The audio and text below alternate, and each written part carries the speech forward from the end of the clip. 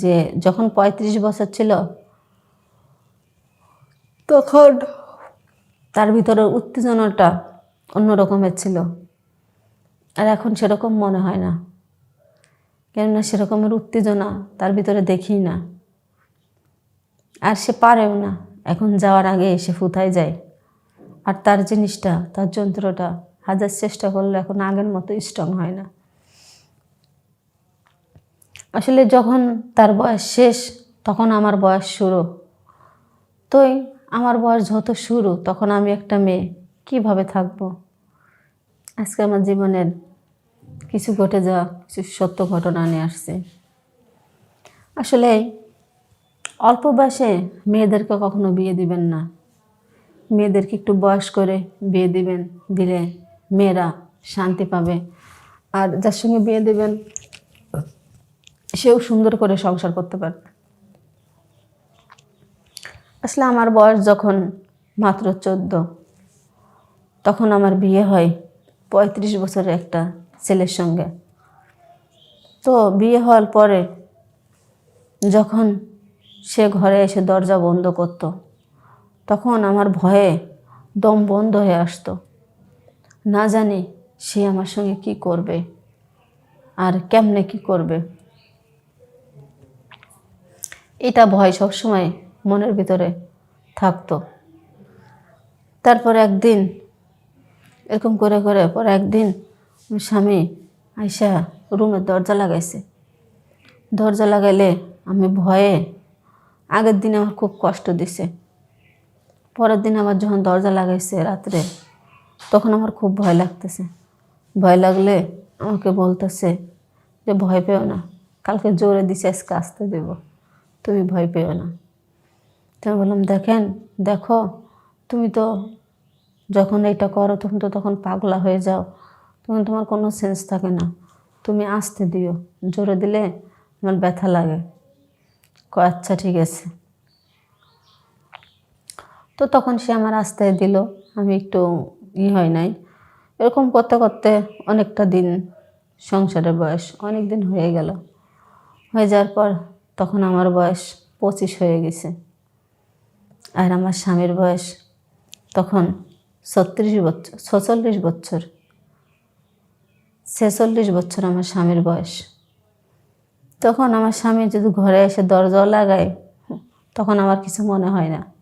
আসসালামু আলাইকুম ওয়া রাহমাতুল্লাহি ওয়া বারাকাতুহু। সম্মানিত দর্শক, এতক্ষণ আপনারা একটা গুরুত্বপূর্ণ কল রেকর্ড শুনতে পেলেন। সম্মানিত দর্শক, এই কল রেকর্ডটা সোশ্যাল মিডিয়ায় আপলোড করা হলো সম্পূর্ণই আপনাদের মজা দেওয়ার জন্য। প্রিয় দর্শক, সম্পূর্ণ এই ফোন আলাপটা যুক্তিহীন এবং বানোয়াট, কারণ এমন ফোন আলাপগুলো প্রতিনিয়তই সোশ্যাল মিডিয়ায় আপলোড করা হচ্ছে। সম্মানিত দর্শক, এখন আমরা একটা ভাইরাল নিউজ দেখতে পারবো। এই নিউজটা দেখার পর রীতিমতো আপনারা অবাক হয়ে যাবেন।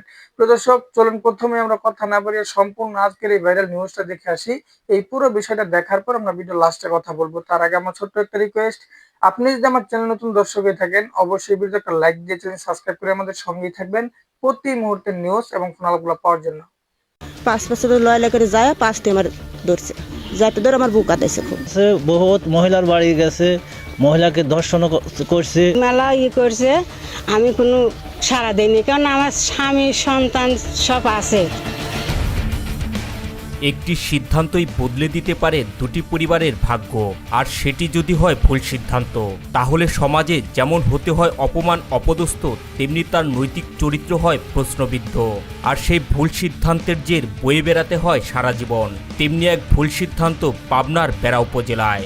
সম্পর্কে আপন চাচা শ্বশুর, যে সম্পর্ক হওয়ার কথা ছিল শ্রদ্ধা ভালোবাসা আর সম্মানের, কিন্তু সেটি না হয়ে উল্টো আপন ভাতিজার বউকে লালসায় পরিণত করার অভিযোগ উঠেছে শ্বশুরের বিরুদ্ধে।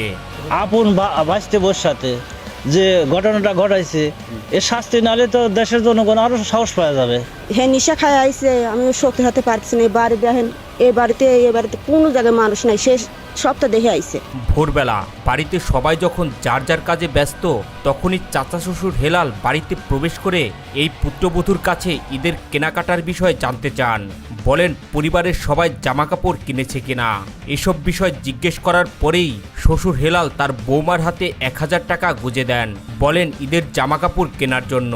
সরল মনে এই গৃহবধূ 1000 টাকা পাশেই রেখে দেন। সকালবেলা তো আমার শাশুড়ির নাম হলো হিলাল, আইসে বলছে যে তোমার মেয়ের কাপড় চোর কিনছেও নাকি? বললাম না, আমার না মা দিয়েছে, আমার মাও আমার 1000 দিয়েছে। কইছে তুমি নিছেও নাকি? বললাম না। হাসিম কইছে, বললাম ও কাকা আপনি টাকা দিলেন কে? 1000 টাকা দিয়েছে প্রথম দিছে। হাসিম কয় তোমরা কাপড় চোর নিও, ওর দিও আর তুমি লিও। আমি সরল মনে যে এই জায়গাতে টাকা দিয়েছে, আমার মেয়েও দেখছে। তারপর আমার মেয়ে 10 টাকা দিছে। এ সময় এই গৃহবধূকে জিজ্ঞেস করেন তার স্বামী কাজে গিয়েছে কিনা আর বাড়িতে কে কে আছে। এসব বিষয় জিজ্ঞেস করার পরেই তার ঘরে প্রবেশ করেন শ্বশুর হেলাল। এই গৃহবধূ তখনও কল্পনা করতে পারেনি যাকে তিনি শ্বশুরের মতোই সম্মান করেন সেই শ্বশুরই তার জীবনের চরম সর্বনাশ ডেকে আনার জন্য ঘরে প্রবেশ করেছেন। আমার স্বামী কাজে গেছে, খাওয়াটা সহজ করলে জিজ্ঞেস করলো, বললাম তুমি বাড়িতেও আসো না? বললাম হ্যাঁ। আমি তো জানি না তার মনে এইগুলো।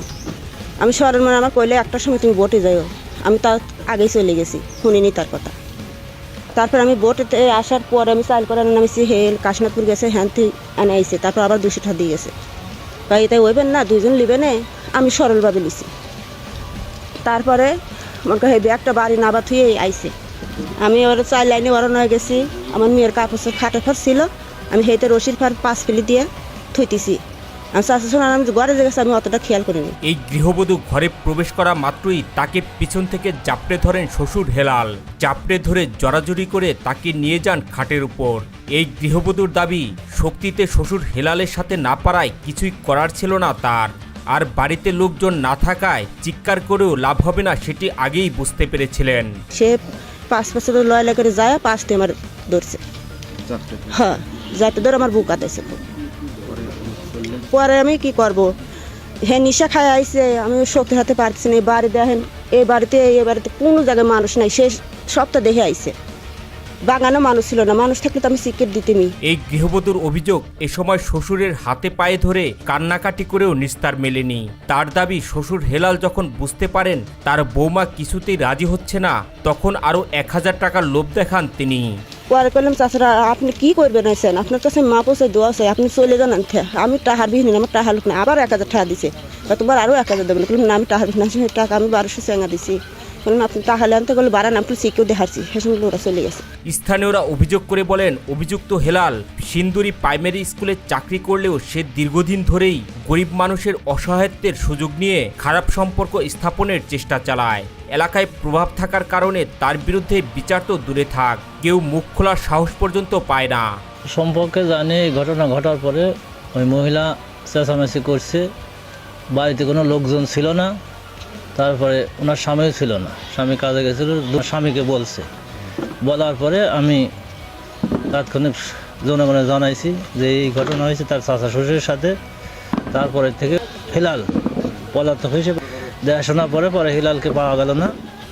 পূর্বে হিলালের এই পাড়া দিয়ে বহুত মহিলার রিপোর্ট আছে, বহুত মহিলার বাড়ি গেছে, মহিলাকে ধর্ষণ করছে এবং ধর্ষণ করার চেষ্টাও করছে। বিচার সালিশ ওই আমলে করা হয় নাই। বিচার সালিশ তারা চাইছে, বিচার সালিশ করে নাই। তখন আমাদের উপজেলা চেয়ারম্যান বাবু সাহেব ছিল, উনিও বিচার করে না, ওনার কাছে দেওয়া হয়েছে। তখন তো উনি সব কিছু ছিল এলাকায়। উনি আমলিক করতো, এখন একজন এক পার্টি করতেই পারে, দেশের নাগরিক। সেই সম্বন্ধে উনি বিচার টিচার নিয়ে গেলে পরে ওই গালিগালাজ পারতো, খেদা মেতা দিয়ে এখন না তখন এরকম করতো, করে সে বিচার ওইভাবে চলে যেত। আমলিগ করতো, এই আমলিগের প্রভাব খাটাই এই সবগুলো করতো। এলাকার যারা নিরীহ আছে, অ্যানিমির জায়গাতে আছে, হয়তো বাড়িঘর নাই, তাদের আছে, তাদের বিভিন্নভাবে করতো, ব্ল্যাকমেল করে প্রবঞ্চনা করে তাদের কাছ থেকে টাকা নিত।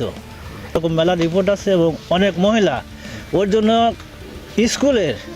স্কুলের ছাত্রীরা পর্যন্ত ওর বিতৃষ্ণায় অনেক অভিভাবকের কাছে বলছে, মান সম্মান খাতিরে, সবার মান সম্মানের খাতিরে। এরকম আমার পাড়ায় 6-7 জন মহিলার সাথে মানে এটা প্রকাশ পাওয়া গেছে। আর যেগুলো প্রকাশ পায়নি সেগুলো তো প্রকাশ পায়নি।